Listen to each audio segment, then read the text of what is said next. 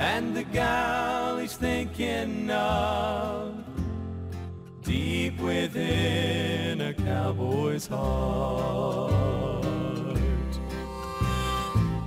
He loves to rope, he loves to ride, wishing on the stars at night, knowing that he's living out a dream. His old horse is his best friend. When he saddles up the wind, they'll go searching for their destiny. There's a prairie wild and free, full of tumbling tumbleweeds, deep within a cowboy's heart. There's an open sky above, and the gal he's thinking of, deep within the cowboy's heart. Coffee from an old tin cup, while the sun is coming up, warm morning breeze upon his face. And when day fades into night, sitting by the campfire light, he thanks the Lord above for one more day. There's a prairie wild and free, full of tumbling tumbleweeds, deep within a cowboy's heart. There's an open sky above, and the gal he's thinking of, deep within a cowboy's heart. Deep within a cowboy's heart.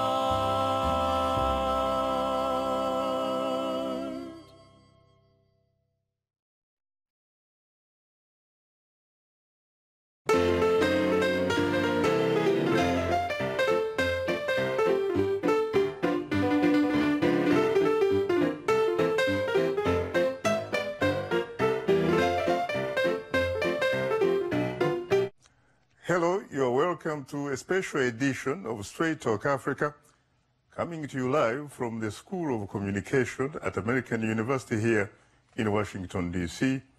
I am Shaka Sali, and today we will have a conversation on the Reverend Dr. Martin Luther King Jr., an international civil rights and human rights icon who had a global vision for justice.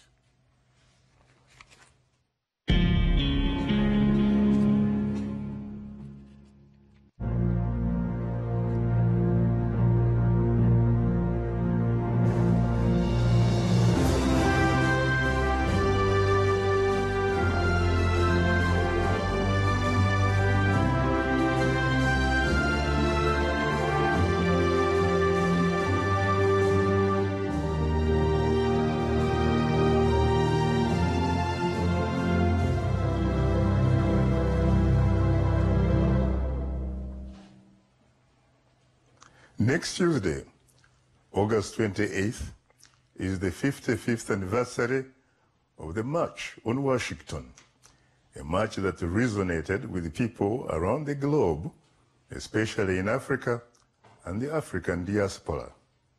Dr. King developed a strong kinship with African leaders who were struggling against European colonial rule. Dr. King believed that the struggle against colonialism, apartheid in South Africa, and racial injustice elsewhere all were intertwined.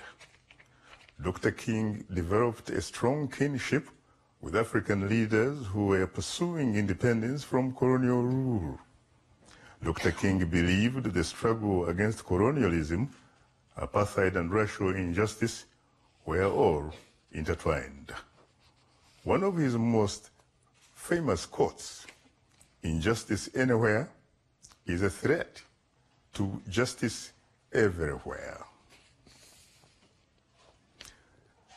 Joining me to discuss the legacy of the civil rights icon and international human rights leader are Robert Vinson, Associate Professor of History and Africana Studies at the College of William and Mary.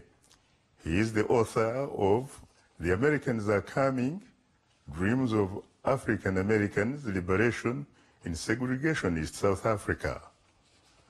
Dr. Sherry Williams, Assistant Professor, School of Communication, American University here in Washington, D.C., where she teaches classes examining the ways in which race, gender, and class are portrayed in the media.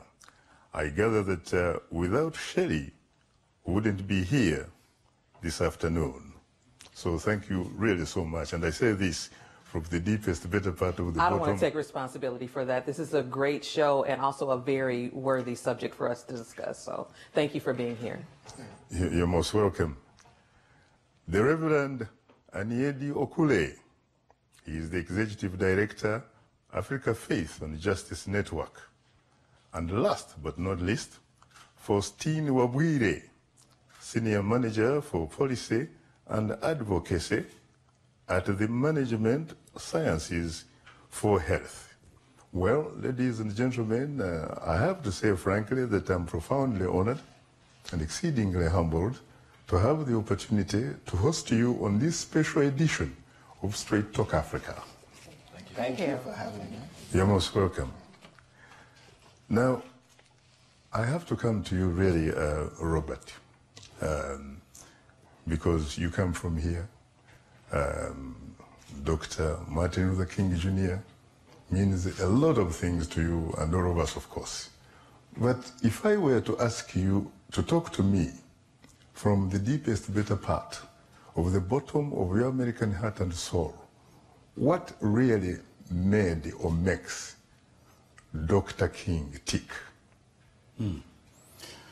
Well, first thing we should think about with Dr. King is, first and foremost, he saw himself as a Christian and as a minister, but also a political activist. And his Christianity and his sense of justice came together. He believed that Jesus was the champion of the oppressed, and he made connections between oppressed people in America, African Americans, and oppressed people all over the world, particularly in Africa and the Caribbean, and people of color elsewhere, like in India. So I think what made Dr. King tick was this sense of justice, racially, economically, and in every other forms. He was looking for equity. He was looking to build the beloved community. Very interesting. What about you, Sherry? I definitely agree with that assessment, and especially in terms of the beloved community. I think one thing that's really important about the Reverend Dr. Martin Luther King Jr. is that he was serious about making this a reality, not just in terms of these interpersonal communications that we have with one another, but in terms of institutional change. So when you talk about the 55th anniversary of the March on Washington, but it was the March on Washington for Jobs and Freedom not just to be able to have an opportunity to go where we wanted to go and to spend our money where we wanted to spend it, but also to have the freedom to be able to create our own jobs, to be able to have the kind of, to build the kind of wealth that would also lead to freedom and sustainability for communities of color across the country. So I think it's important to understand and to realize that he was not just wanting us to just come together and hold hands with one another. He really wanted us to be able to stand on an equal plane and equal platform together. And he knew that that had to happen through legislation and policy change. What about you, Reverend Okule? Yeah, I think as I look at Dr. Martin Luther King Jr., I see somebody who merged, as he said, Christianity and a sense of social justice. You know, Dr. King was a minister. His interaction with the scriptures, his interaction with the Bible, you know, made him to understand the basic dignity of the human person. It made him to understand that that dignity was not given to the human being by the state or anybody else, but was endowed by God, the Creator. And so anything that deprives a person of that dignity needed to be fought against. And so in that context, he realized that to preserve that dignity, oppressed people have the right to resist so that they can restore their dignity. And so what really made him think was this combination of his Christian faith in terms of the dignity of the human person, in addition to the sense of justice. And that made him transcend the US, Africa, India, and everywhere where there is injustice and where the human lives are at stake. What about you, Ms. Wabwide? Thank you. I think it's virtually impossible, like fellow panelists have said, to ignore the role of faith and how that shaped the person and the revolution that Dr. King continues to be. And I think because of his deep spiritual conviction that all people could share in the wealth of the earth, that all people could work toward a more just and equitable society, I think for me, he was responding to a higher calling that, like Reverend Aniedi says, transcended national frontiers. And because of that, it sort of birthed this transnational advocacy for justice, which is why we see his connections with countries across the continent of Africa as they fought for independence. But also, interestingly, to kind of think of how the struggle of independence out there bolstered his own belief in continuing to struggle right here in the US. Very interesting. Robert, you obviously all talk about, his values of Christianity and what have you. But when you look at the man himself and how he lived his life, he was a man, frankly, someone would tell you, had no boundaries, no borders when it came to sectarianism. Mm-hmm. Right. I think he grew up in a household, first of all, that was deeply interested in international affairs, particularly African affairs. His father corresponded with African leaders, hosted African students in his house. So he grew up with that sense that there was a world far beyond Atlanta, far beyond the United States. And he took that energy into his domestic civil rights activism. And from the very beginning when he became a minister at Ebenezer Baptist, he was interested in the emerging anti-colonial movement in Africa and Asia and in the Caribbean. So he was making those connections that there were no borders, either religiously or racially or nationally, as we've talked about. So from the very beginning, King was an internationalist. He was a globalist. And he was a man of justice. Absolutely. Now, Shelley, King, the last time I checked, never went to law school. The one who went to law school was Thurgood Marshall.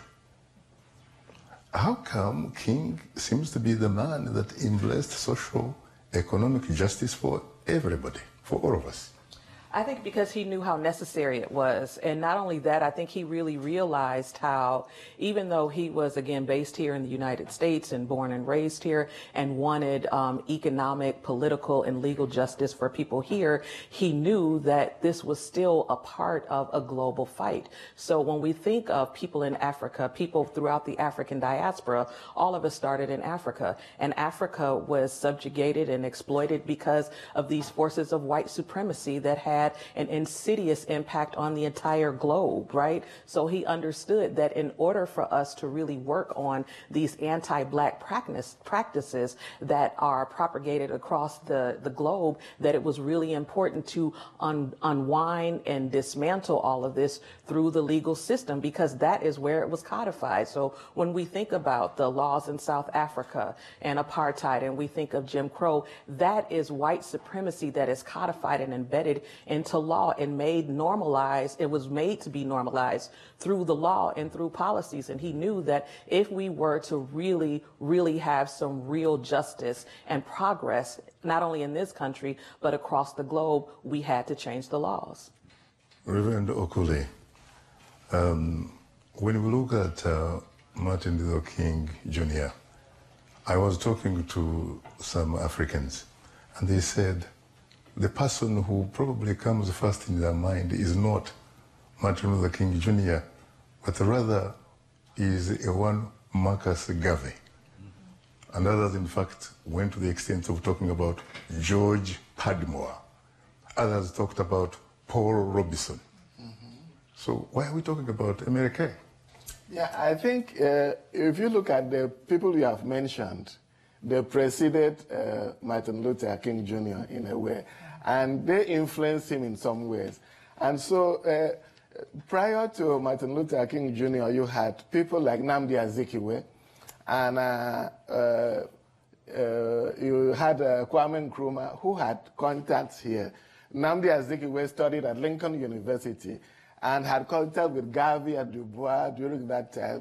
And so they had brought that struggle back to in the 1950s as Africans were agitating for independence. So there was this cross-Atlantic interaction between those early African Americans who were struggling for liberation and early Africans, from Kwame Nkrumah to Nnamdi Azikiwe of Nigeria to Arap Moi, and so those first generation of Africans were deeply connected, and so they built a transatlantic, communication between them.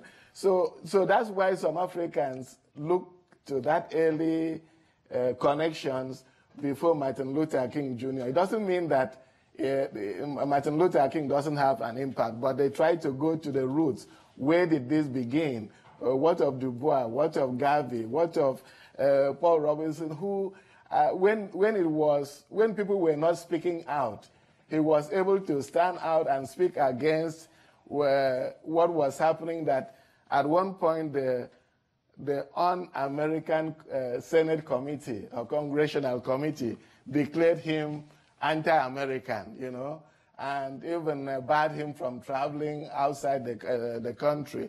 So there were these earlier people who started the struggle, and they were connected, as I said, to the original agitators of decolonization in Africa. So that's probably why you see people going back to them. And even at the inauguration of Ghana's independence in 1957, Martin Luther King had attended it. And then at that independence, Kwame Nkrumah had said that the independence of Ghana would be meaningless unless the entire continent was free, was decolonized. So things like that. And when Nnamdi Azikiwe was inaugurated as the first president of Nigeria, Dr. King had gone as well. It is interesting that you mentioned, of course, Dr. W.E.B. Du Bois, others call him Du Bois. What is the best way to pronounce him, really? That giant of a man. He's buried in Ghana. I have been to his grave. His wife is also buried next to him. These were some of the mentors, really, of people like Kwame Nkrumah and Nnamdi Azikiwe. Yeah. Very interesting. Ms. Wabwire, you have a man here who talks about how injustice anywhere is injustice everywhere. Where did he get this from, really? This is a man who grew up during the Jim Crow days. He obviously read about apartheid in South Africa, and he knew there was such a thing as colonialism and kind of stuff. Right. I think, like we said from the beginning, Dr. King's calling, I'm not even sure that he understood the extent to which this was going. And so he was driven by this bigger dream and vision and promise for freedom for all people. So whether the injustice was being perpetrated through the Jim Crow laws here in the United States, or the apartheid in South Africa, or the brutal colonial rule that was at the time rife in a lot of African countries, it was impossible for him to contain his struggle within the confines or the boundaries of the United States. And you see that how that has evolved over the years to inspire or kind of add fuel to the Pan-Africanism movement. And I can think of one leader from Burkina Faso who obviously ruled way after Dr. King, but just looking at the interlinkages, the intergenerational influence of all of this thinking of the dream and the promise. And you mentioned the March on Washington. While Dr. King championed the Poor People's Campaign, I think of Mr. Sankara in Burkina Faso leading this revolution against French colonial rule, not just in his country, but within the African countries around there. And they're very similar in many ways. They are not identical, but they are very related. On one hand, Dr. King is fighting against, oppression and homelessness and poverty in the United States. And a few years later, after Dr. King is assassinated, Thomas Sankara is leading that revolution in Burkina Faso and leading a campaign very similar to the Poor People's Campaign in his national context, calling about self-determination and raising people out of poverty and giving rights and freedoms to women to champion the cause for justice in their countries. You know, Ms. Wabwire, you mentioned, of course, this important march in Washington. Was it 1963? Somewhere around that? Mm-hmm. You come from Kenya. Aren't you proud of the fact that a Kenyan by the name of the late Tom Mboya actually had the opportunity to address the rally? It's one of those things that I think we all ought to constantly read and remind ourselves. And I think, just like President Obama keeps saying, it's not enough to stand on the accomplishments of those who've gone before us, but keep the dream alive, live the promise, and seize the opportunity to change the world, remake history. And so just like Tom Mboya, a fellow statesperson from Kenya, obviously, of course, great pride in that, and to all of us here, because the struggle, as we are saying, was global. And so obviously the fruits should be celebrated by all of us, but even more importantly, where we stand today and what we do with what we have been entrusted to us. Very interesting. Robert, you know, this great man once observed that in the end, we will remember not the words of our enemies, but the silence of our friends. What did he exactly mean by that?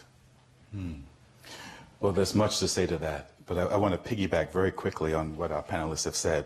That 1963 moment, the March on Washington, is such an important moment because every year on that anniversary, we get the same soundbite, right? About I have a dream, I have a dream. And it makes King seem to be a type of moderate, sort of out of touch. He's dreaming, right?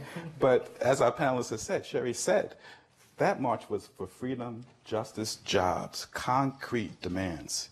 And the fact that Tom Mboya is there, a Kenyan, addressing this, and at that march, it's announced that W.B. Du Bois, some would say the father of Pan-Africanism, died the night before.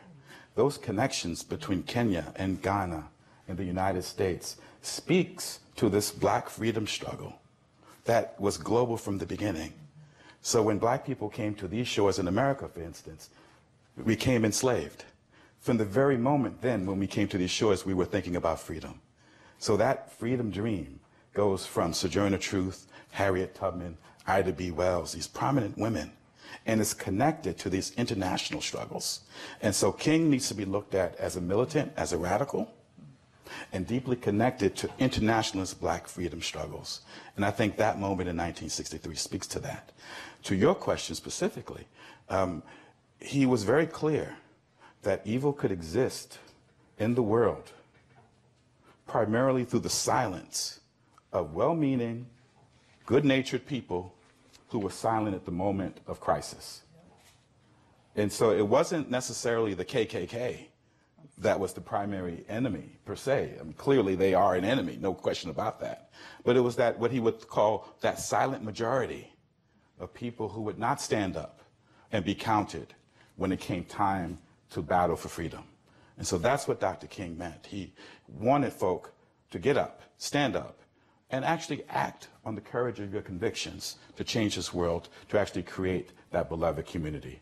When he talked about a beloved community, he talked about a world house.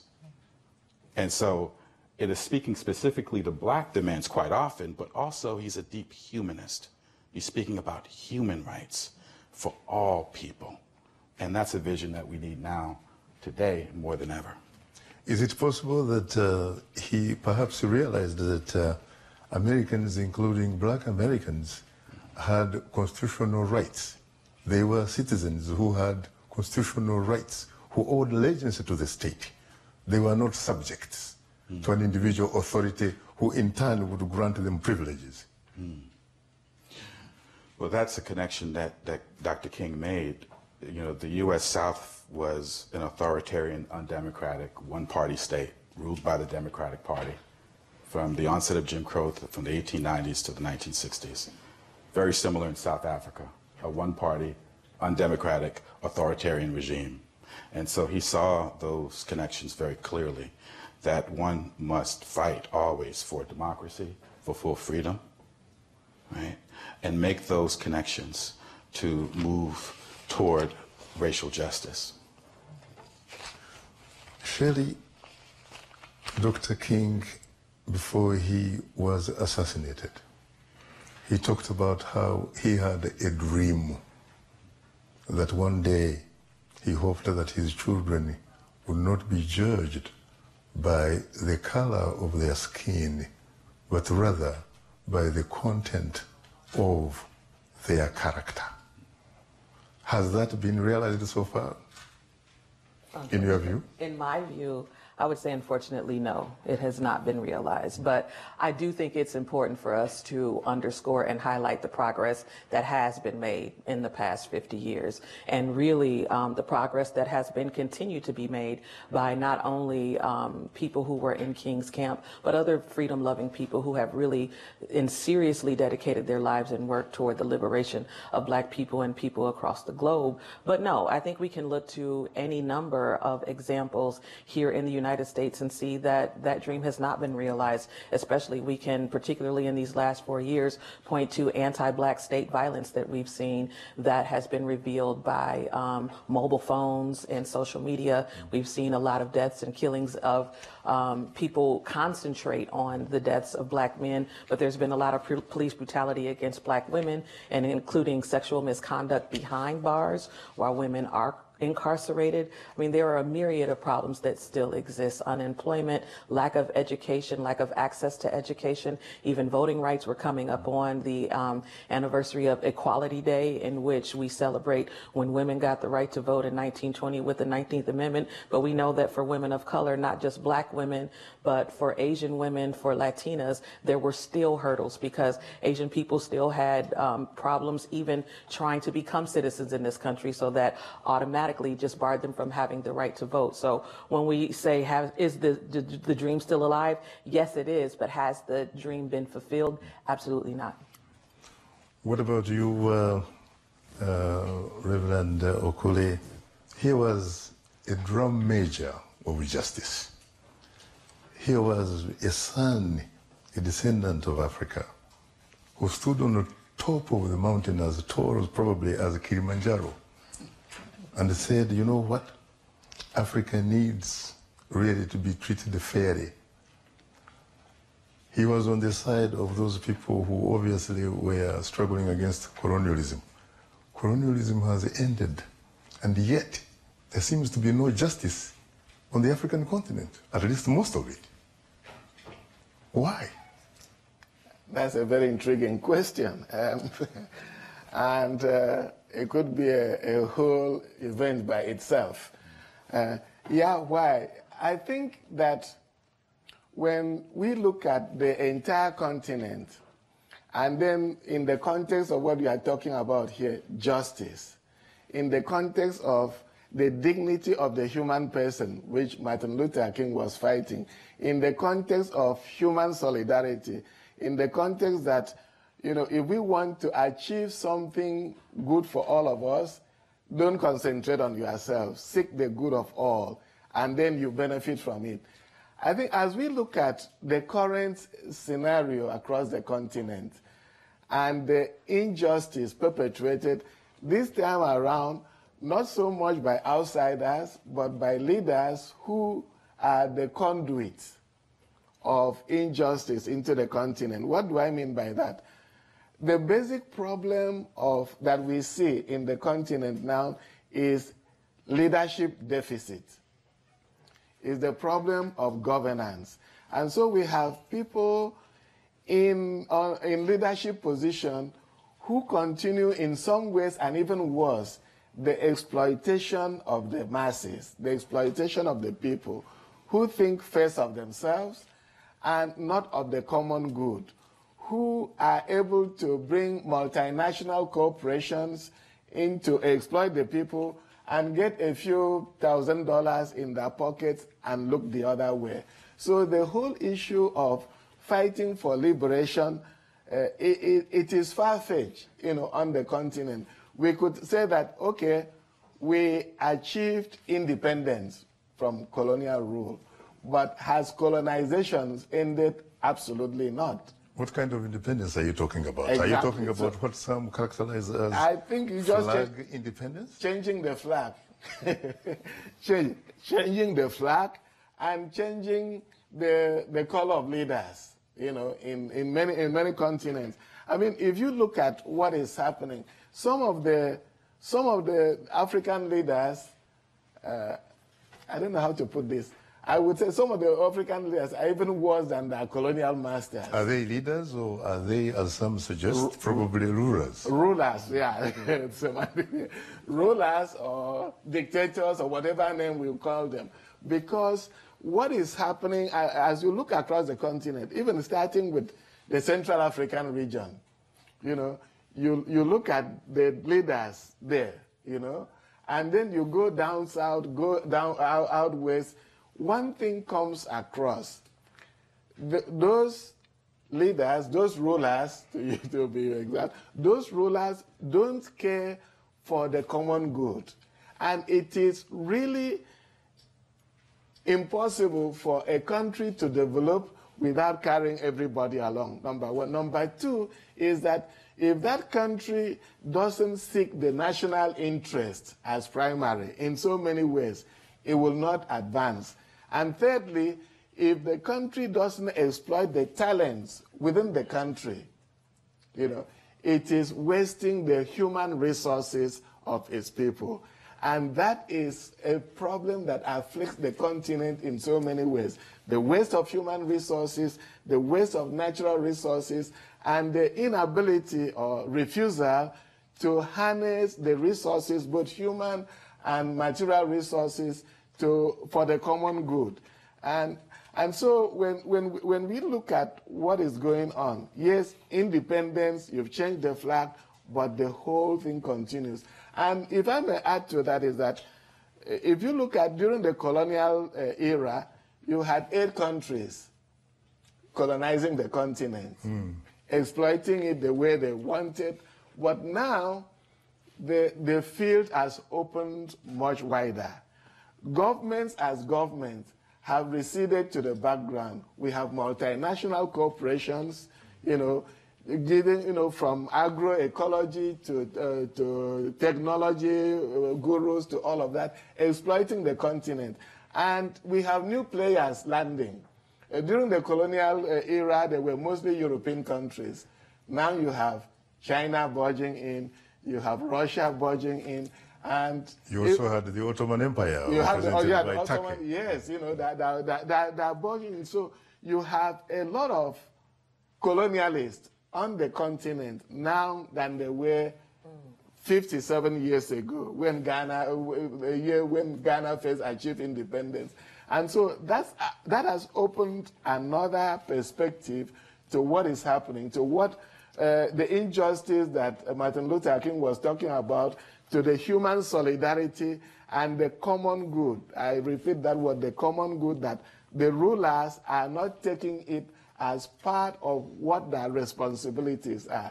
Leaders are supposed to seek the welfare of the people they are leading, and that is absent in most countries. Ms. Wabwiri, you obviously had the Reverend. He seemed to say that the African rulers, if I might use that word advisedly, have pretty much inherited a certain track with a specific engine, and the engine has not been changed. So it's more of the same, really. How can you reverse the situation so that these rulers can indeed become leaders who at least have who are social, economically, and politically sensitive to their people? Great question. And before I respond specifically to that, I just want to share that when I was growing up in Kenya, before I read any scholarship around Dr. King or any of these Pan-Africanists, there was this constant reinforcement or teaching around our shared humanity, around our interdependence on each other, that I owed my selfhood to the other person, and to the broader context of Ubuntu as we know it. I am because we are, what right? What if I'm not a Muntu? Well, you are in this What case. if I'm like a Nilotic? Africa is made up of more than Bantu. In fact, some people have suggested what we need is Bantuphone.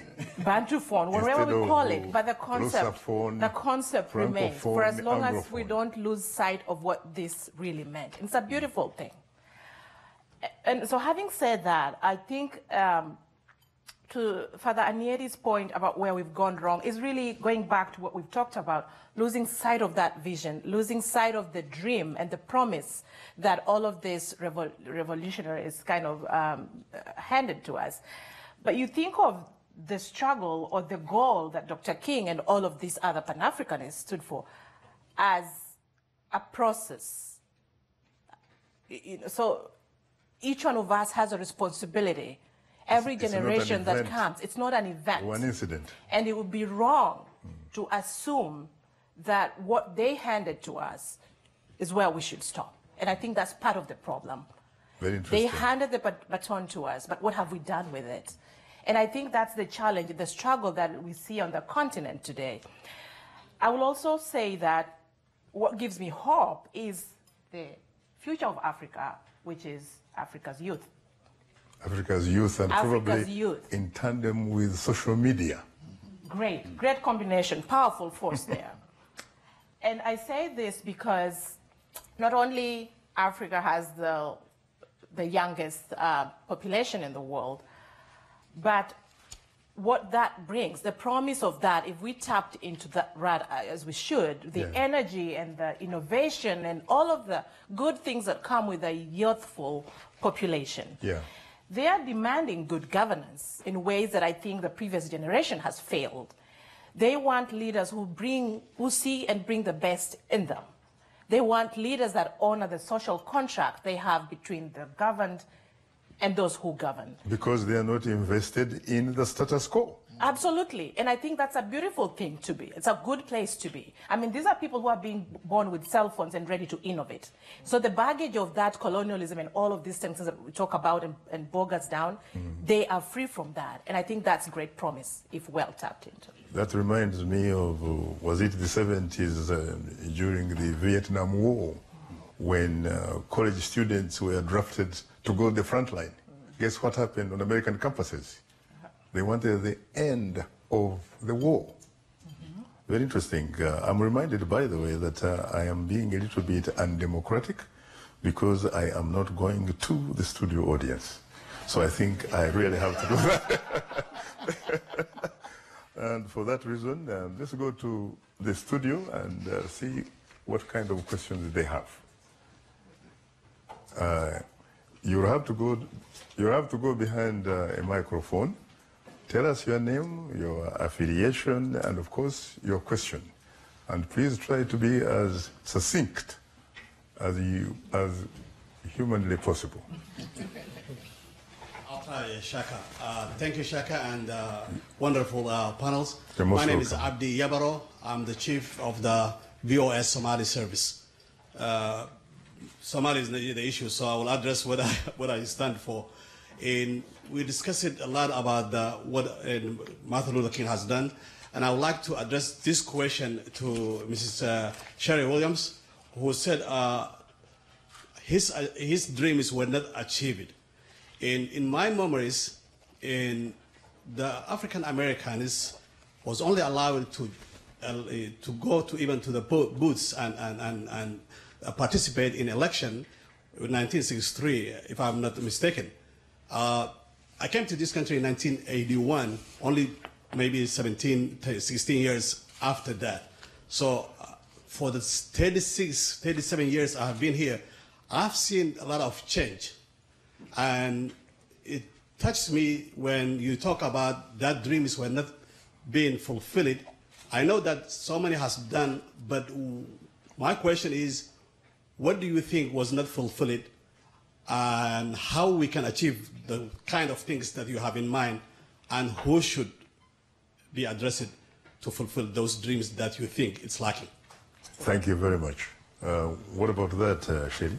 Okay, well, first I just have to say that I think if anyone had the answer to that particular question, that all of us might be in a different social and political situation. So I'm not sure if I have the complete answer to that question, but I do have some ideas. But when you ask what are some of the things that have not been fulfilled, again, I don't mean to sound redundant and repetitive, but like this state-sanctioned violence against black people, because one of the things that Martin Luther King was totally for the country actually taking a look at and eradicating was the ways in which police were brutally interacting with black people in particular, but people across the board, because this is someone who was jailed several times throughout his career as an activist and actually saw firsthand what it was like to not actually have encounters with the police, but also to be incarcerated. And then when we fast forward 50 years later, we see that there is actually a system of profit that is built on the exploitation of black bodies inside of the prison industrial complex. So when we think of what has not been achieved, it's still some of the same old issues that Dr. King and all of his comrades talked about back then. Police brutality, access to jobs, access to voting even, because we see that there were parts of the Civil Rights Act, the Voting Rights Act of 1965 that were dismantled. These voter ID laws, closing down early voting, all of these different ways in voter ID, same-day voting, registration, all of these ways in which there had been progress for people to have access to voting are now being rolled back. And one of the things that I would like to say, though, because we haven't really talked about this very much, and I totally understand why, because this is a focus on Dr. King, but I also think it's important for us to also realize how he was not just one person doing this work alone. He was doing this work with an alliance of people, and people who we don't necessarily still recognize and give their just due to now, even including women like not only Rosa Parks, that's a name that a lot of us know, the women like Diane Nash, Amelia Boynton, Ella Baker, Fannie Lou Hamer, a queer black man, Bayard Rustin, who was pretty much the architect of the 1963 March on Washington for Jobs and Freedom. So even what about Harry Belafonte? Harry Belafonte, so many others, but we do recognize me in a lot. That's why I left him out just for now. But we are still working and striving toward rights for women and rights for LGBT people. Dr. King, the last thing that he was working on was the Poor People's Campaign. And when we look at wealth disparities now, just across the board, they have grown vastly, and specifically for people of color. So, I mean, there's a lot that still has to be achieved. Now, how we go about doing that, I don't have the answers for that. I don't have the answers, Sway. But at the same time, you asked whose responsibility is it? It's everyone's responsibility, because you talked to someone I remember started talking about boycotting. I remember someone saying that a little bit earlier. Oh no, I think it was an idea that I had. But when you talked about complicity, I'm sorry, I was talked about. I'm really not feeling well today, so I'm kind of all over the place. But you talked about, you asked the question about King saying like about people's responsibility and when people should act, and like it's not the other people not acting, it's your friends being silent. And I think one of the things that we have to all understand is that when you ask whose responsibility is it to work on these issues, it's everyone's responsibility, because if we're not actively working against dismantling some of these issues, then we are in some ways complicit. So I think that's another thing that we have to realize. So you talk about being complicit. So when there is a company that we know that taps into prison labor, that is an extension of the exploitation of black bodies, do you do business with that company? You know, so what stand do you take? I mean, everyone is not going to get out on the front lines and go to a march or lead a rally or, you know, stand and participate in a sit-in or something like that. But there are ways that we can act with our dollars, which I think is also really important, because King was talking about spreading out wealth and making sure that everyone had an opportunity to just have basic access to food, housing, clothing, and education. Correct me if I'm wrong, but what about Jesse Jackson? Didn't he do a bit of that kind of strategy in Chicago? He definitely did, Yeah. in Chicago and across the globe. Across the globe. Very interesting. Let's go to the audience again, please. Let's be a little bit more democratic this time. Any particular question? Somebody there. Yeah, could you please go behind which microphone? He's there. Okay. He's right there. Go ahead. Your name and affiliation and, of course, question. Sure. I'm here on my own behalf, but we've touched on a lot of civil rights leaders that were important in Africa. I'd like to hear just a little bit about Malcolm X, and I'd also like to know who's carrying the baton now and who's the drum major for civil rights and justice. Thank you very much, Paul Cisco, my man. What about you, Robert? How do you respond to that? Sure, right. We can't really have a conversation about black freedom struggles and Martin Luther King without Malcolm X, right? And Malcolm X is vitally important to that idea of internationalism. In the last year of his life, for instance, he made 3 separate trips to Africa, was very interested in Pan-Africanism on the African continent, and actually created an organization based on the Organization of African Unity, his organization, the Organization of Afro-American Unity. And what he wanted to do was use these newly independent African countries, work with them, and work together to bring a case against the United States government, charging them with genocide, with the treatment of black peoples. He wanted to take that case to the United Nations. So here, Malcolm X, deep black nationalist, deep freedom fighter, also a great internationalist. And quite often, Malcolm X is pitted against Martin Luther King as if they are sort of oppositional forces. They wanted the same thing. They wanted human rights. They wanted full justice. They had slightly different ways of getting at it. But we often pit them against each other as if they were polar opposites. So I would say just a little bit about that with Malcolm X. Reading Malcolm's last speeches in his last year, and reading Martin Luther King, hearing his speeches from his last year, and reading King's last book, Chaos or Community, if you read where Malcolm X and Martin Luther King is in the last year of their lives, they are so ideologically and politically intertwined. And the issues that they were both dealing with, King, Chaos or Community, racism, poverty, war, those are issues that are still with us today. Right? That question about who is the drum major today, moving forward today, I'm going to piggyback on Dr. Williams' answer here. Our concept of leadership has to be beyond looking at the great men. Quite often men, we look at men, although there's so many women engaged in the struggle. It's really all of us. We're all leaders. We all have the capacity to lead. And that's what the civil rights movement was really about. It wasn't just Martin Luther King, right? He was part of a grassroots movement that involved ordinary, everyday men, women, and children who empowered themselves to analyze their situation and come up with solutions to their particular problems. That was leadership. And that inheritance is there for all of us to have. Talking about women, where would you place the beautiful, intellectual Angela Davis? Oh. And well, okay. So there's so much to say here, right? And so we've named some names. So from Sojourner Truth to Harriet Tubman to Ida B. Wells in the 19th century, we've gone forward referencing a number of people in the civil rights movement. Shirley Graham Du Bois, Eslanda Robeson, Angela Davis is in that tradition of fighting for justice, dealing with the problem of mass incarceration. From a very early age, engaging in questions around what's happening. If you read George Jackson's Soledad Brother, for instance, when we look at Angela Davis on the front lines of that, and also herself dealing with the threat of incarceration, being persecuted by the United States government, right? Angela Davis and by is Governor Reagan an of important, California at the time. Absolutely, that's right. And so Angela Davis is in that model of activist intellectualism, right? Bringing together study, thought, and active engagement, political engagement.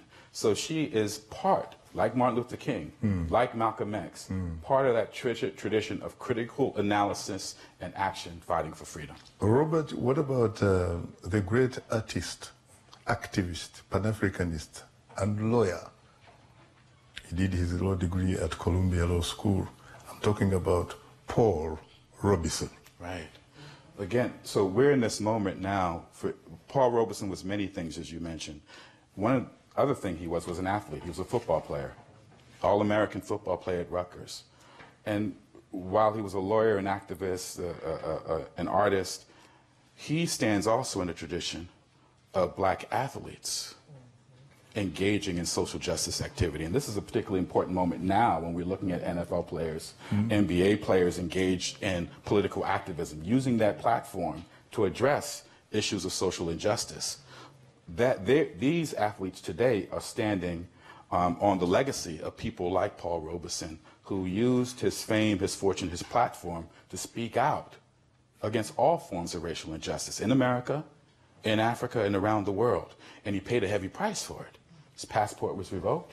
He couldn't travel overseas. As a matter of fact, he was denied to attend the Ghana independence. Absolutely, right? And so we have a moment here where we have to consider folk who had the courage of their convictions and lost everything and still carried on. Here I stand. His memoir speaks to that tradition of struggle and sacrifice. It's also important to talk about Du Bois and why he died in Ghana, because he was so disgusted with how he was treated in this country. Here's a person who was a leader in the civil rights movement and the Pan-African movement, and by the 1950s was so persecuted, also denied the passport, right? That he left the country, renounced U.S. citizenship, and lived the rest of his life in Ghana. Found refuge on the African continent. Right? So that's a tradition of folks sacrificing, making real sacrifices. That's a legacy that we can take and use in our own lives today. Paul Robeson, by the way, was also not only a colleague, but a mentor to many of Africa's founding leaders, including yours truly, Jomo Kenyatta of Kenya, Kwame Nkrumah, Leopold Sedar Senghor of Senegal, and all those kind of people. Very interesting. This is a question that I will ask the panel, and whoever thinks that he can hit it, go for it. We talk about Martin Luther King Jr. We talk about a lot of things and stuff like that, but it is quite possible that there are certain things that people probably don't know about him. What would that be, for example?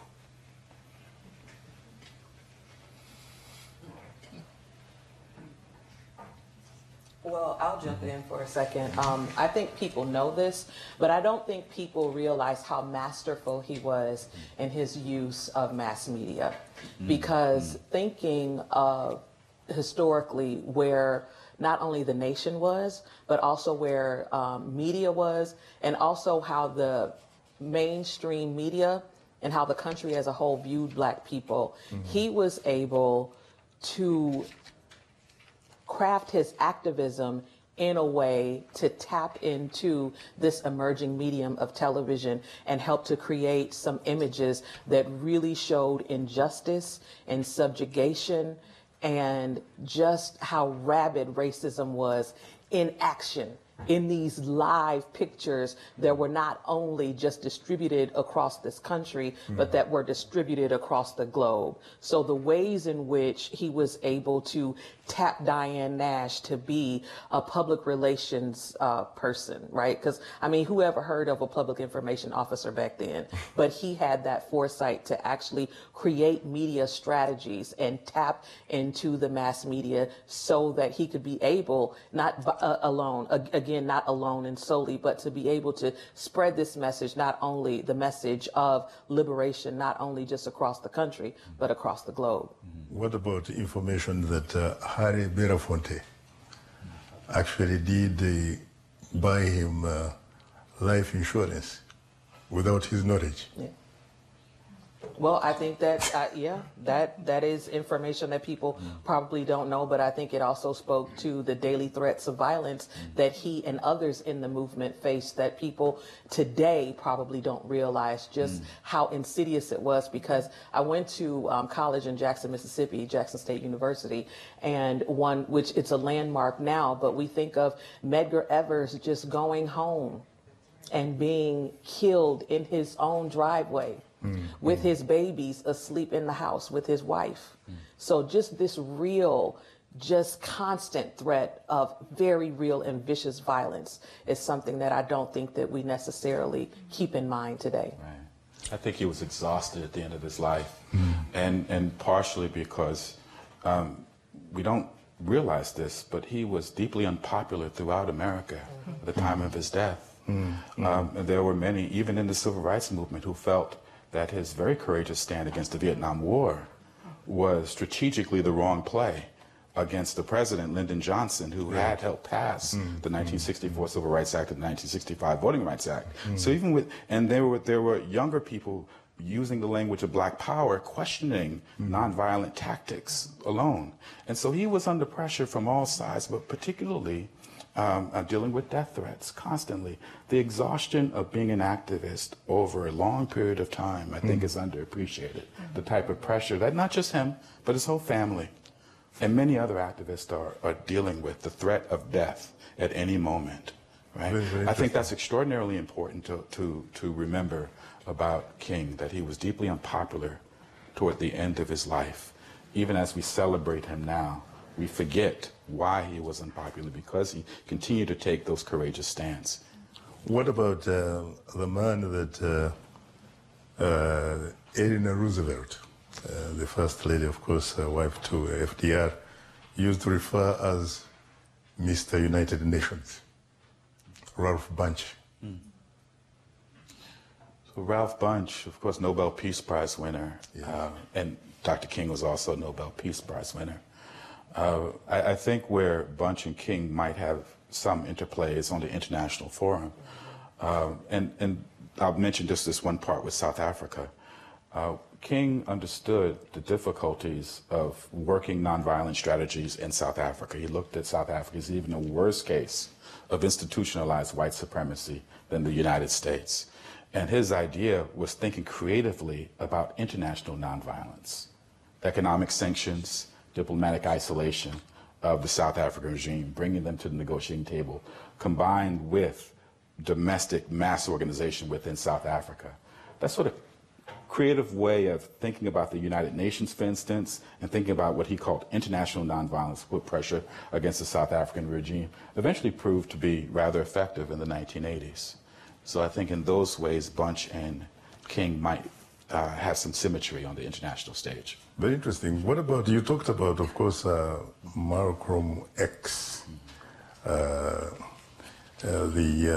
man who was called, was it Detroit Red, with the zoot suit. What about the author of the autobiography of Malcolm X? I'm talking about Alex Haley. I'm talking about Alex Haley. Someone's calling with an answer to that. Really? A man who, of course, is probably better known for Roots. And I know him, even for me personally, I like him because he once said that find something good in someone and praise it. Well, when you mentioned Alex Haley, we can talk about Alex. I remember as a young boy looking at Roots and having some understanding in that miniseries how that was must-see TV, and bringing that in touch with some aspects of slavery and emancipation in our country. But when you mentioned Malcolm X, I immediately thought about Detroit Red. Yes. And the fact that Malcolm X was incarcerated for several years.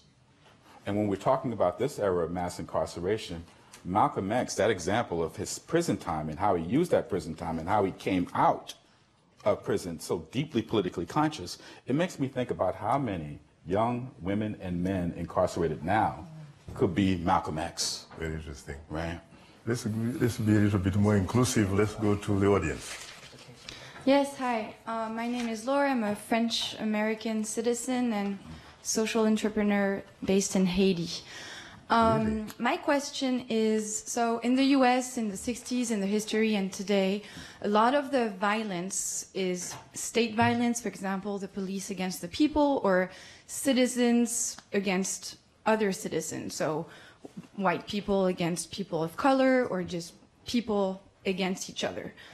In Africa, before, but still nowadays, it's more of an international violence, where a lot of the oppressors before were colonialist Europeans, but now, like you mentioned, it's more of an economical violence. So my question is, how can the dream, the I have a dream, be reached on a continent where the oppression comes from the outside, and it's not a problem to fix in the inside, if you know what I mean? Very interesting. By the way, time is not our best ally.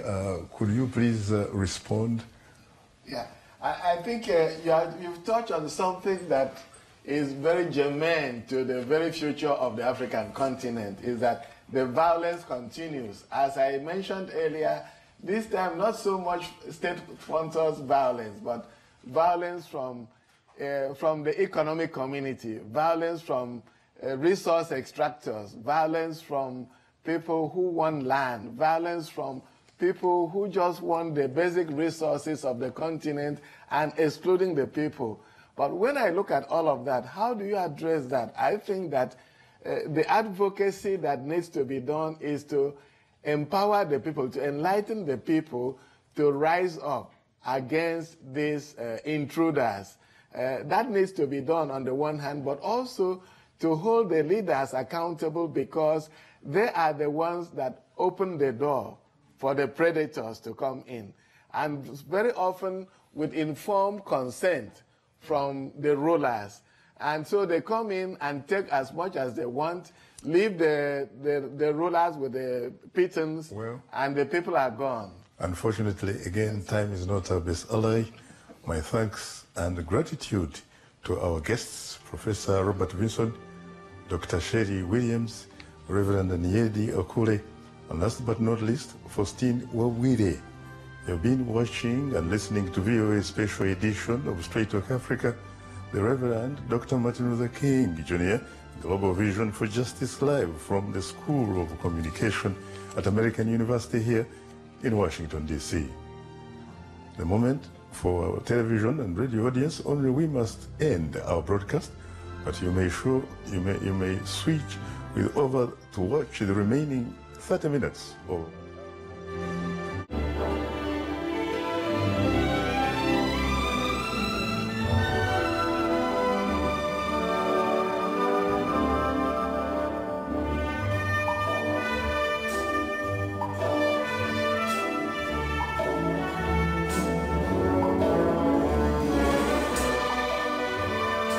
watching our Town Hall special live from American University here in Washington, D.C. via the internet. Let's continue our program. Our panelists today are the Reverend Nyedi Okule, Executive Director, Africa Faith and Justice Network, Sherry Williams, Assistant Professor at American University School of Communication, American University, Faustine Wawire, Senior Manager of Policy and Advocacy at the Management Sciences for Health, and last but not least, Robert Vinson, Associate Professor of History and Africana Studies at the College of William and Mary in Virginia. Well, ladies and gentlemen, once again, I have to say that I'm profoundly honored and exceedingly humbled to have the opportunity to host you on this special edition of Straight Talk Africa.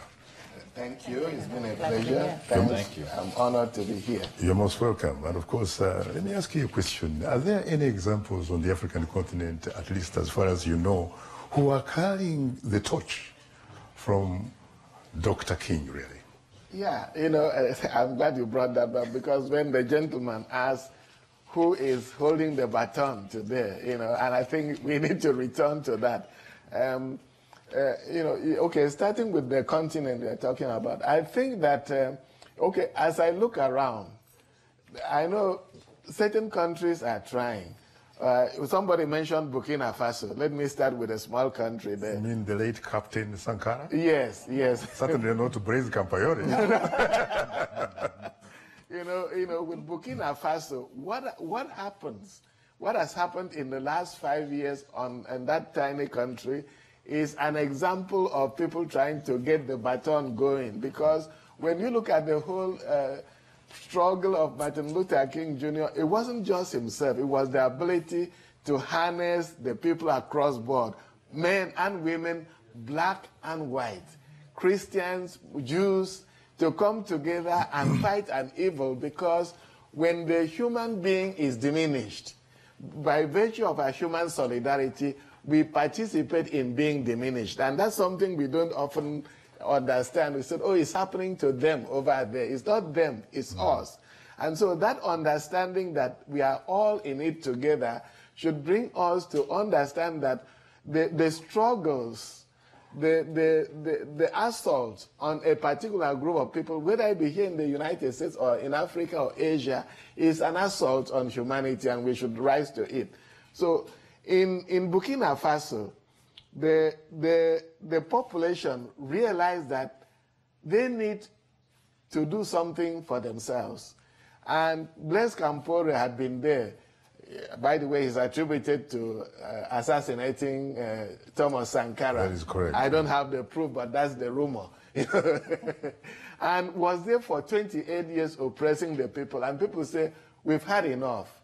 Let's rise. And it took a group of women to say, we've had enough. We want our children to have a better future. And they marched into the city, Ouagadougou. And they were armed with weapons. You know what it was? The spatula, you know? Because traditionally, the spatula is used to make food and nourish you, but if an African woman, especially in Burkina Faso, use the spatula as a weapon, it means it's over. Really? You've reached a point of no reconciliation. Actually, a friend of mine, Bazemo Barthelemy, you know, from Burkina Faso, as we speak, is writing a doctoral dissertation on that right now. But so they went with the spatula and said to Blaise Compaoré, we've had enough. We want a better future for our children.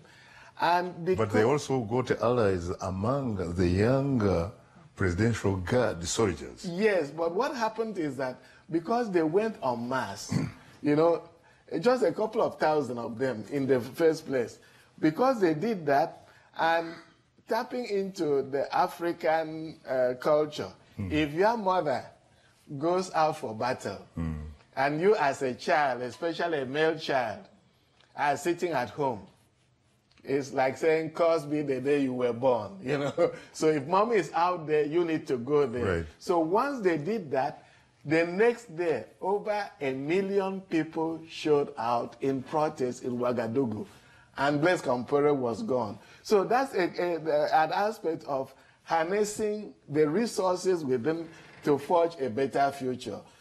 We have seen also in other parts people trying to fight corruption in so many ways. I know Buhari in Nigeria came in with the idea of fighting corruption, and which is you know, a big disease, not just in Nigeria but across the continent. So to go back to that question, who are the carriers of the baton today? I think we need to realize that the problem is so large that we really don't need one or two people to drag to carry the baton, but to collectively mobilize the population, the youth that have been mentioned. We have social media, we have all kinds of things. In fact, the explosion of social media in Africa is phenomenal. So we can mobilize people to carry the baton collectively and make a change for the better. When you talk about President Buhari trying to fight corruption in Nigeria or graft, we should point out, by the way, that when it comes to corruption in Nigeria, you're not talking about benign corruption here. You're talking about malevolent corruption. Let's go to the audience, by the way, for contribution. You know, talking about this baton, I've just learned that this young parliamentarian, activist, and entertainer Bobby Wine has been arrested in Uganda. Do any of you know more about that than I do? I personally don't know much, but we are investigating, you know, yeah, people come up like that. Why I'm emphasizing collective force is that it's difficult to arrest a crowd than to address one person, because we see the same thing that is happening in Uganda. In Angola, you know, this journalist who was given an award by the National Endowment for Democracy for exposing corruption went back, and it was last year, it was charged with terrorism, you know, subversing government. We see in Cameroon, people who stand up to talk about it, and they are picked up one by one. But so it was in realizing that when you put out one person or two people, the state easily is able to capture them and silence the voice. But if people go like we are all the carriers of the baton, you know, there are 2,000 of us, it's very difficult for the state to put 2,000 of us in jail. So that's why I was going that route. But to your question and to that remark, it is very important.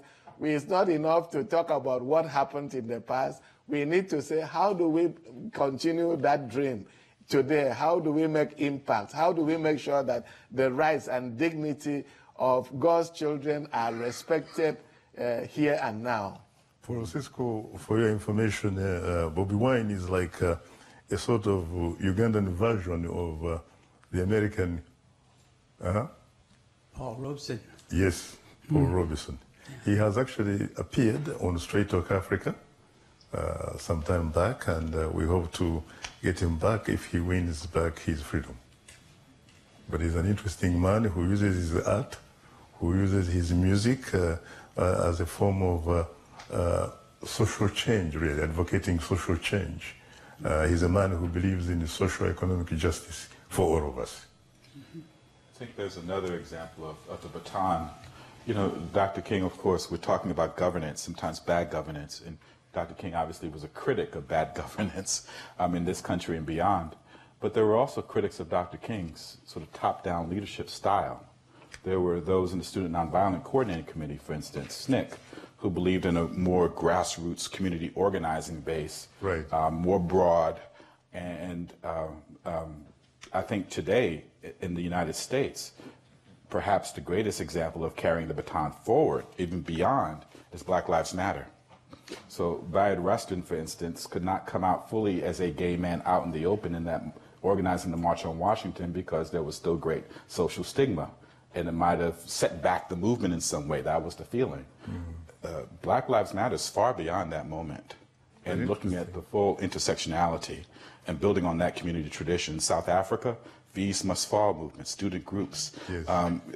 So we have these movements that are broader based, young people engage in it, and not looking for the sort of charismatic leadership model that sometimes we look at Dr. King in that position. Yeah, and if I can jump in too, I'm sorry, because I wanted to say this a little bit earlier, but there are a lot of groups. I wouldn't necessarily point to individuals, but a lot of groups that are doing some really important work, and groups that are led by young Black people, led by young women, and also particularly led by young Black women who are queer women of color. And there are groups like Dream Defenders who are doing a lot of great work across the country. I think of a group called Southerners on New Ground that's based in Atlanta, but they're all throughout the South. And again, in this moment, when we're talking about police brutality and the ways in which the prison industrial complex affects Black people, in particular, people are always focusing on this patriarchal fallback of Black men. But last year, or the year before, Southerners on New Ground started, along with some other groups, this campaign to bail Black mothers out of jail. Because one of the things that we don't necessarily think about is how there is a rising number of Black women who are incarcerated. And a lot of them are single mothers, and a lot of them are breadwinners for their families, and they're sandwiched. They are they are breadwinners for not only their own children, but also their elders. So last year, Song was bailing out Black mothers for Mother's Day from jail, and they did the same thing this year. I think of groups like that, and also people like Ashley Yates, Janetta Elzie, Tef Poe. There are so many people who are doing a lot of really good work but because of who they are, and because this generation of activists is not your grandmother's or your grandfather's group of activists where you can't catch these hands, so to speak, and they're not really shrouded in respectability politics, they don't necessarily get the media coverage that they deserve, because in the media's mind, there should be one particular kind of leader and one particular kind of spokesperson who does really kind of fit into this hegemonic mold that these activists today don't really fit into, they don't ascribe to, and they don't want to. In fact, I should point out, Sherry and Robert, that one example on the African continent that went through the type of student organization that you described, or activist, is the current South African president, Cyril Ramaphosa. Right. He comes from that kind of background. I think I just wanted there's some... to add also, Yes, I think while we only get to hear these stories once perhaps the government has, clamped down on activists and stuff like that, there's something to be said about that. And that's a renewed sense of political consciousness and these young people. And so while it may be presented as bloody and chaotic and all of that, but there's that agitation that can no longer wait. And I mean, it's what it is. It's going to be bad before it gets stable and better, but I think it's a necessary process that we So have who to can deal with. provide that type of civic education, for example, which is very, very vital, really, to democracy? Dictatorship governments obviously are not, they're not willing to provide that type of education. And they will not, because Dr. King said, you don't expect oppressors to give you the freedom. You've got to fight and attain it. Sankara said a very similar thing. In fact, just, kind of get in touch with what he stood for. He has this dream that's very similar to Dr. King, and he dares his country people to dare to invent the future. That's a statement that he repeatedly used. And so I think we are seeing that rebirth in the young generation of activists that we are seeing. Who's responsible for that? I think, again, the onus is on all of us in our respective places where we are. I currently teach a course in public advocacy and human rights, and I've found a new space to really talk about these issues in ways that might go outside of my everyday professional engagement. And so all of us have a responsibility. During my last trip to Southern Africa, I was in Zimbabwe and Malawi. I had the opportunity to interview one of Malawi's former president, Bakiri Muluzi, the second Malawian president of the republic after Dr. Hastings Kamuzu Banda himself. And he talked about how education is very important. Yes, PhDs are important, but even more importantly, he said, we're talking about the sort of education that accesses people to become socially and politically conscious. Because until and unless you have that type of people, you're not going to get democracy in Africa. Yeah, he's absolutely right. Actually, the organization I work for, the Africa Faith and Justice Network, realizes just that. And so in the last 5 years, is undertaken what we call Just Governance Project. What is it? We've been in Tanzania, Uganda, Kenya, Nigeria, Ghana, it's in several countries, and it's continuing. And what it does is to give people techniques of advocacy, techniques of social analysis, citizenship education. He's right. Knowing your rights. It's not a question of, yeah, know you are right. That you are Understand that the king is king thanks to you. Because most Africans see their leaders as doing their bosses. Yes. No. When they bring a road in their neighborhood, it is a favor. They clap for them. I said, no, you have to understand that your president is somebody you employ. Precisely. Precisely. You employ your president, and so your president, your leaders are accountable to you. So that's the kind of education. And we are seeing people take action. We've seen even a group of nuns, take action. They went to Abuja, to the National Assembly, with placards, 87 nuns from all over the place, go over and said, you know, stop the nonsense, you know. We own the resources. So we see that kind, and we need to build more and more on that in civic education. Let Africans understand that the resources, they own the government doesn't own them. But they are the main stakeholders. They are the stakeholders, they own, they can kick out the government. In fact, I remember telling a group of Ghanaians, you know, when we were doing advocacy, just this past June, I said, okay, when you look for a job, what happens? People advertise, you apply, right?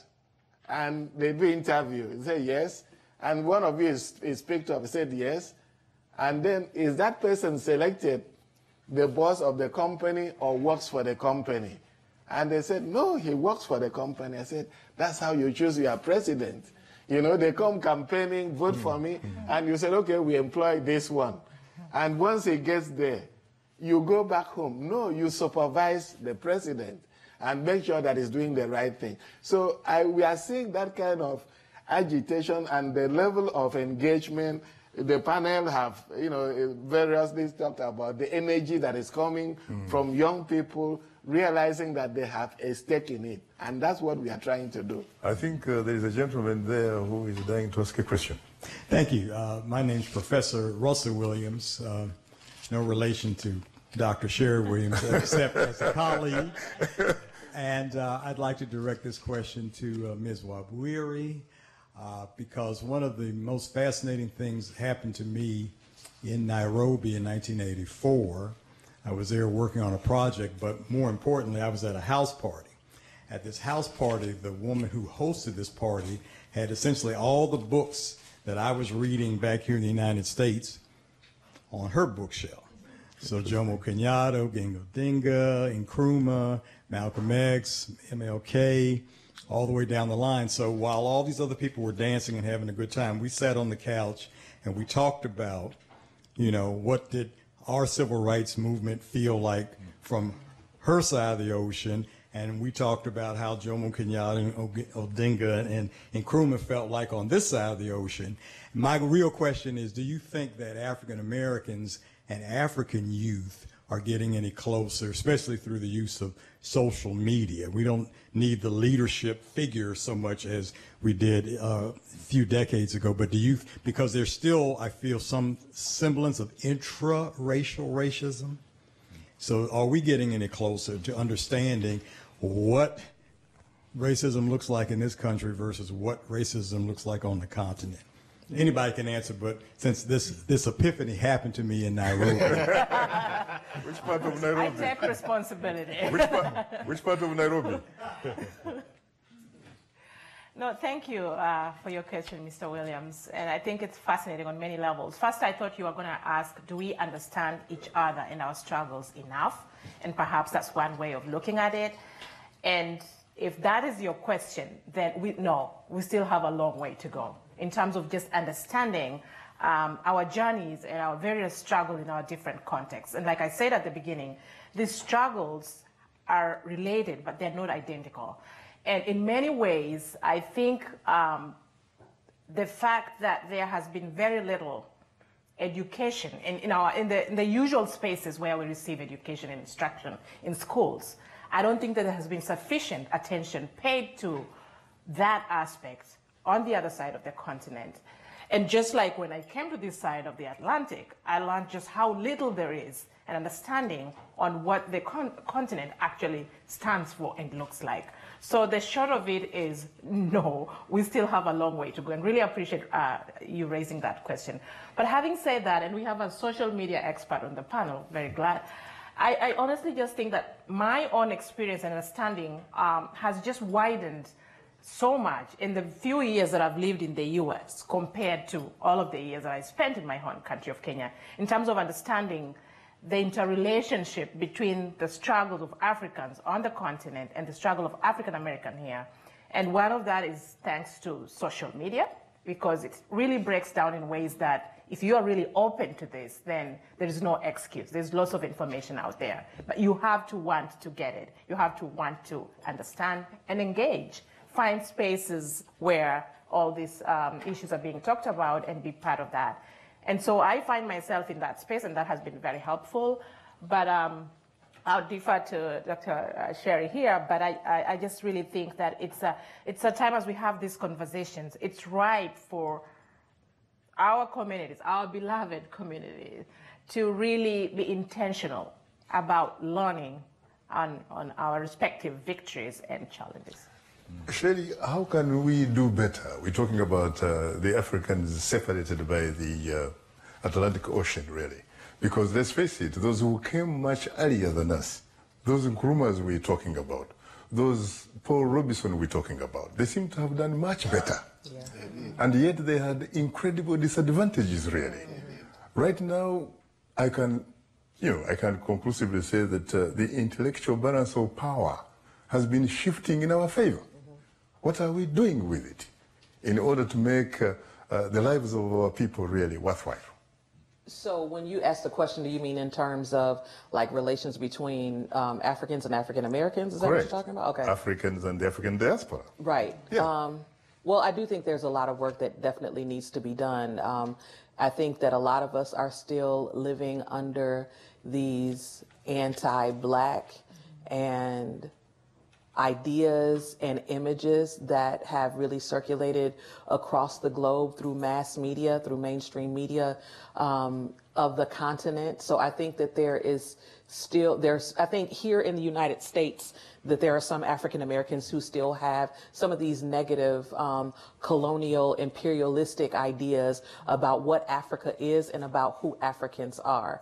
But because we do have a lot of access to information now, particularly through social media, I don't think that's an excuse, but I don't think that we should underestimate the role in the ways in which media has socialized all of us, not just in terms of about race and racism, but also in how we see each other on a domestic and a global scale. So I just think that we have to really realize that what we see, particularly as African Americans, we are always concerned about how we are portrayed in the media, because we know that there are myths and distortions that circulate these ideas that are only part of our story, or really just the worst parts of our story, or what used to be our story. But all of us across the African diaspora know that there are people in power who circulate those ideas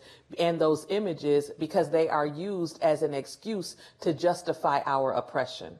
But I think what we need to do throughout the diaspora is to understand and recognize that we only see one type of African. We only see, and I thought The Beast of No Nations was a really good movie now, but when we think of the kind of images in which we see Africans in this contemporary context, it is most often as a warlord, right? And really through this violent prism. But the reason why we see that is because there are folks who want us to look at each other like that. They want us to fear one another because they don't want us to form these coalitions and alliances so that we can be more powerful to one another and start to take down and dismantle these systems that are oppressing all of us together and topple them over. You know, Shirley, I was looking at the independence of Ghana, March 6, 1957, in Accra.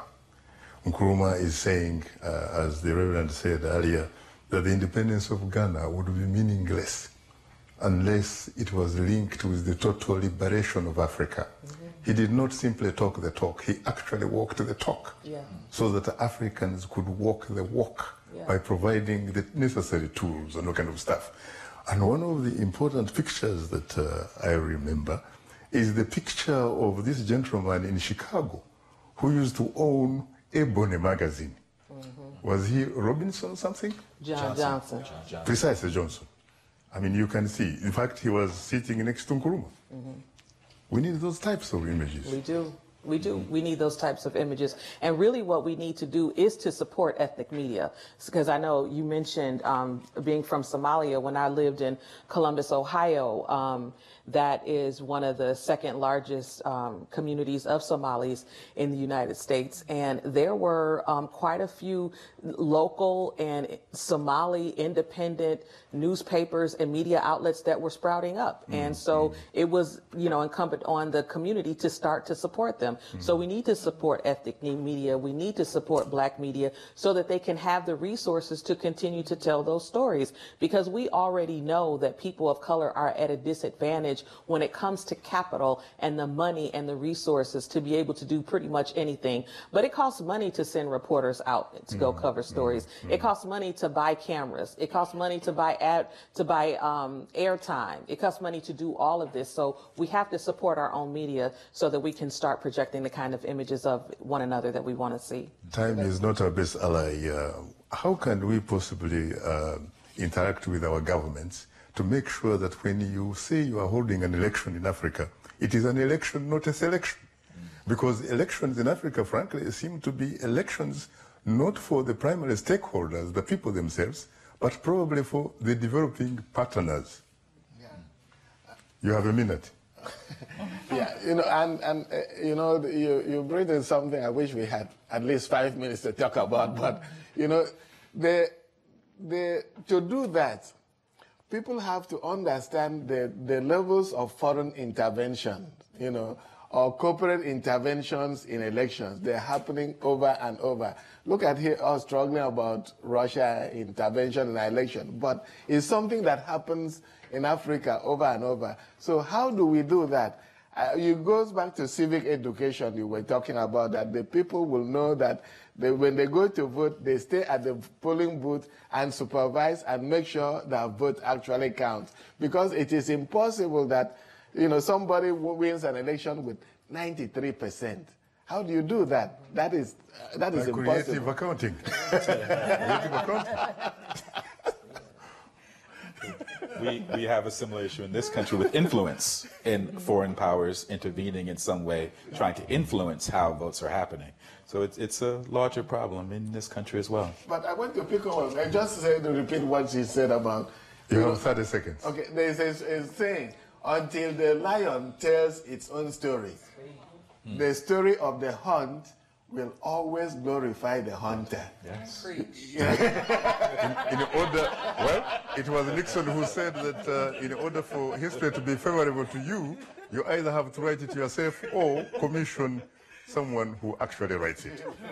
Well, I guess really, to be honest with you, time seems not to be our best ally. And on that note, on behalf of the Voice of America and the School of Communications at American University here in Washington, D.C., for hosting today's Town Hall special, Dr. Martin Luther King, A Global Vision for Justice. We thank you for watching our program live on Facebook and voaafrica.com. In the meantime, Africa, get better, not bitter, and remember to keep the African hopes alive.